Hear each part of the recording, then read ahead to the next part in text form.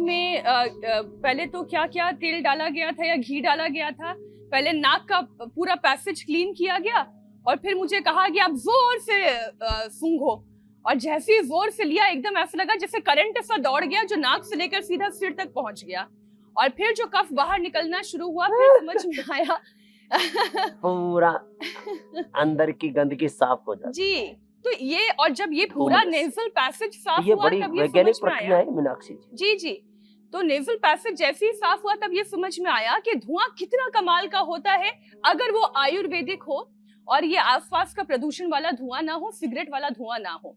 स्वामी जी, एक और विषय, तेज गर्मी और पोल्यूशन से ग्राउंड लेवल ओजोन बढ़ता है, इससे सांस की नलियां धीरे धीरे धीरे धीरे करके सिकुड़ने लगती हैं। अस्थमा अटैक का खतरा भी बढ़ जाता है। अब जिसे अस्थमा पहले से है उनके लिए तो वो बहुत डराने वाली सिचुएशन है, लेकिन जिन्हें अस्थमा नहीं है वो भी सांस फूलने के शिकार हो जाते हैं, सीने में जकड़न महसूस करते हैं। खांसी से बचाने के लिए स्वामी जी योग के साथ साथ आयुर्वेदिक दवा, क्या क्या घरेलू नुस्खे ऐसे हैं या खान पान में बदलाव हैं जो करने से बेहतर होगा शरीर?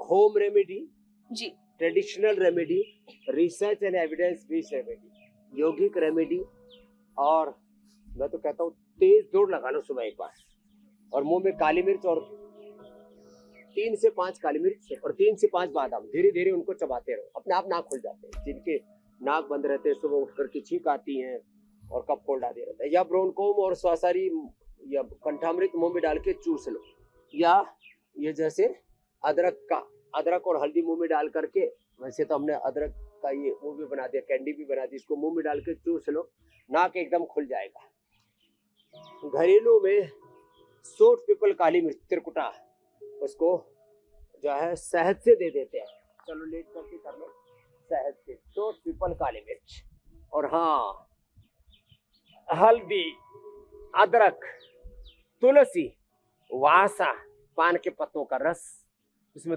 चुटकी भर काली मिर्च, चुटकी भर उसमें लौंग, इलायची, दालचीनी, जावित्री, जायफल, और 1-2 पंखुड़ी उसकी केसर की, और 1 बूंद सिला तुलसी का या शिलाजीत का डाल करके, और फिर इसको धीरे धीरे करके अंदर लेना गले से, पूरा श्वसन तंत्र साफ होता चला जाएगा।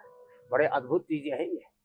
तो ये घरेलू उपाय बताया मैंने। फिर काली मिर्च और मुलेठी वाला, वर्षों से मैं बताता रहा हूँ, काली मिर्च मुलेठी मुंह में डालो और साथ में बादाम भी चूस लो, काली मिर्च मुलेठी बादाम, तो एकदम गला साफ।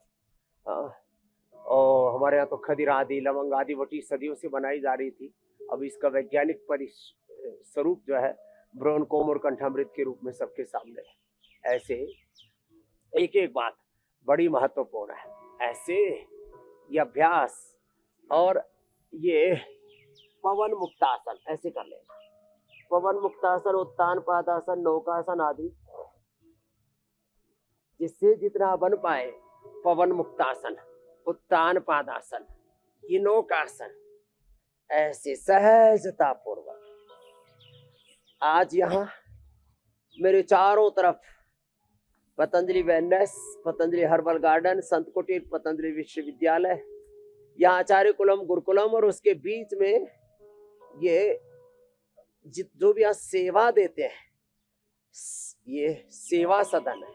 यहाँ से आज का हम योग कर रहे हैं और इसकी महिमा ही अलग है। तो देखो ऐसे चारों तरफ आप जहाँ भी रहो ना, पेड़ पौधे लगाओ। जहाँ भी हम रहते हैं चारों तरफ पेड़ पौधे वनस्पतियां रहती है। इतना ज्यादा पोल्यूशन, इतना ज्यादा रेडिएशन, इतना ज्यादा कचरा है चारों ओर, प्रकाश प्रदूषण, ध्वनि प्रदूषण, वायु प्रदूषण, जल प्रदूषण, खाने पीने की चीजों में, दूध में, दही में, छाछ में, घी में, तेल में एडल्टेशन, मिलावट, प्रदूषण, एडल्टेशन, चारों तरफ ऐसे घिरे हुए हम शत्रुओं से, और कुछ तो घात लगाए बैठे ही रहते हैं। जरा सी चूक हुई, सावधानी हटी, दुर्घटना घटी। रोग रूपी शत्रु घात लगाए बैठे, विकार रूपी शत्रु घात लगाए बैठे, सनातन धर्म पर भी घात लगाए बैठे। योग, आयुर्वेद और सनातन जीवन पद्धति हमारी जीवन पद्धति बनेगी, स्वामी तब जी हमारे जाकर के जैसे हम खुद को भी सनातनी भी बचा है। पाएंगे और अपने आप को गर्व से सनातनी कह पाएंगे।